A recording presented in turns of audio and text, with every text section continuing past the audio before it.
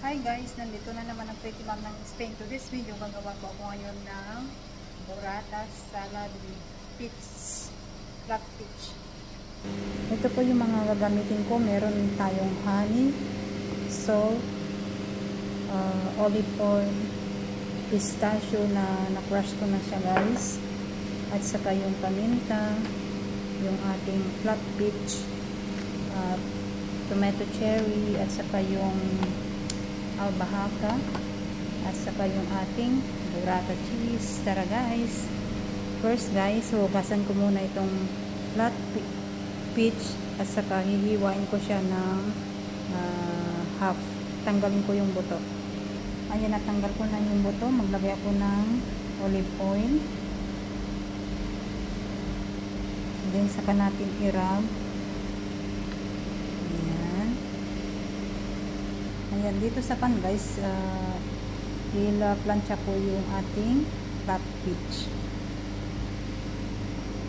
hanggang mag golden brown. At habang piniprito ko guys yung yung flat peach natin, hiwain ko muna itong tomato cherry at saka yung ating albahaca leaves. Yan na siya guys, okay na. Linagay ko na sa plato. Ayan, nahiwa ko na rin guys yung tomato cherry at saka yung albahaca leaves. Maglagay na tayo ng olive oil, black pepper, salt, at saka yung balsamic vinegar. Mix natin siya guys. Then saka natin ilagay yung burrata sa ibabaw at saka yung tomato cherry,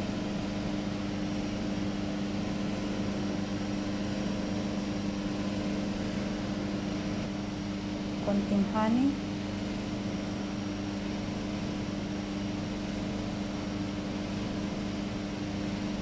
at saka yung ating pistachio.